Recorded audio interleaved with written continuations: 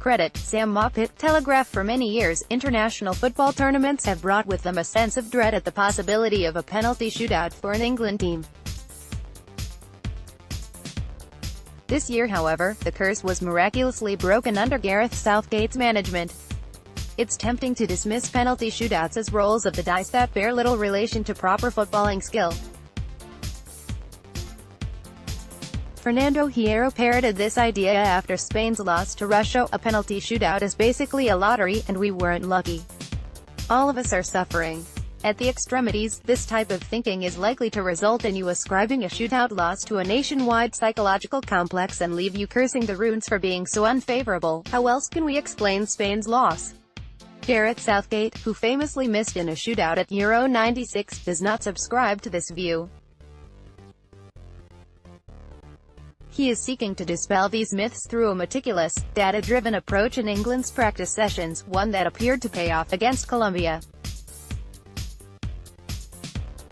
Here, we take a leaf out of his book by examining the facts when it comes to spot kicks. The 2018 World Cup saw a record number of penalty goals. In the spirit of meticulousness, we are starting with the basics, which, although basic, contain some useful intel. Penalty shootouts have been used to determine the winners of World Cup knockout matches since 1982. In the event that teams are level after extra time, teams face off in a best-of-5 contest with additional, sudden death penalties taken if scores are level after 5 apiece. Prior to the kicks, a coin is flipped to determine which team goes first.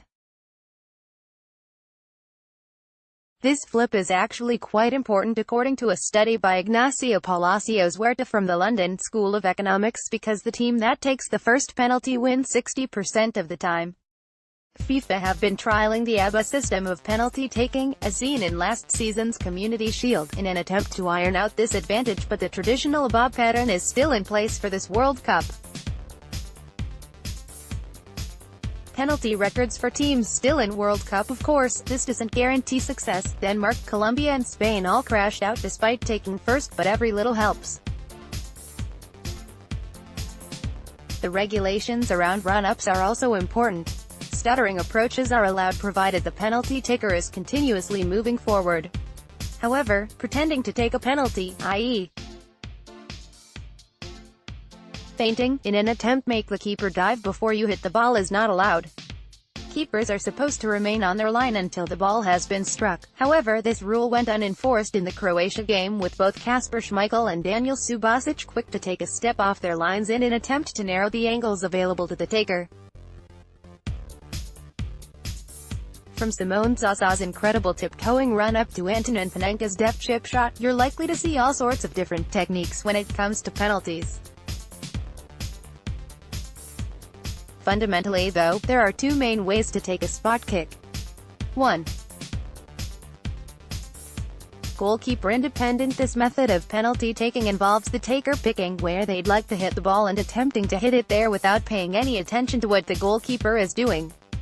Harry Kane has done this for all 4 of his penalties at this World Cup. By taking this type of penalty, you are running the risk that the goalkeeper is going to guess correctly and dive to the side of the goal into which you are trying to score. It is therefore necessary to try to place your kick towards the extremities of the frame of the goal. Data from Opta suggest that you are far less likely to see your penalty saved if you aim high into the top corners of the goal.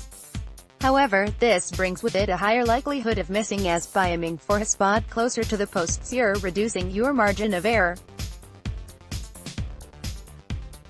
Kane prepares for penalty. Credit, Julian Simmons. This method involves waiting for the keeper to make a move before stroking the ball into the vacant part of the goal.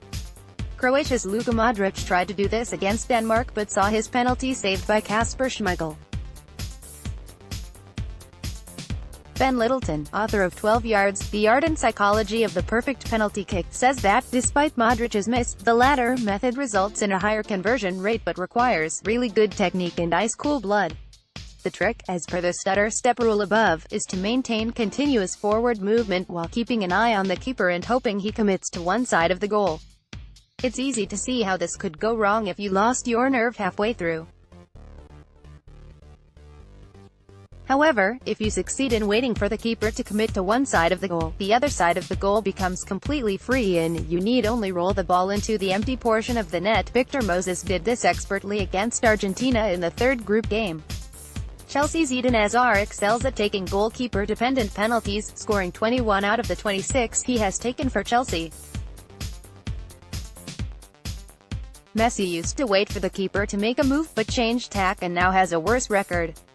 Moses sends the keeper the wrong way. Credit, Francois Nel, Getty Images Europe. So, how can England give themselves the best chance of actually winning a shootout?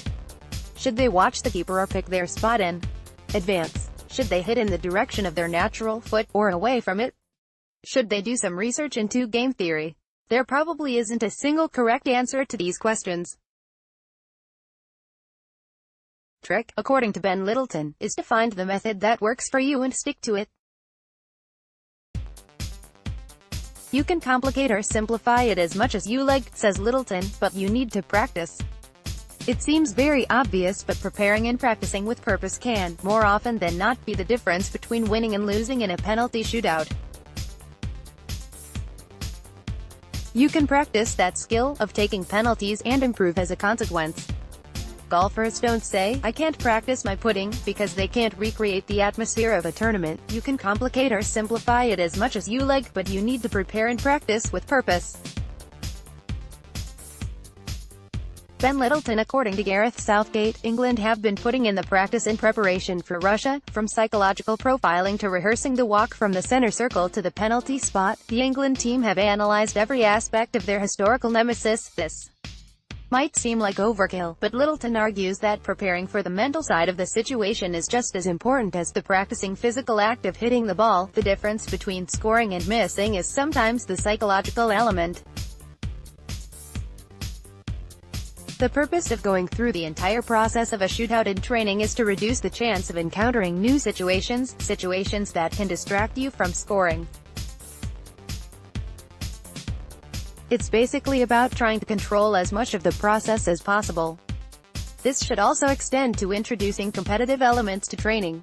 Nothing motivates top-level athletes like competition, especially if the losers have to buy dinner for the winners.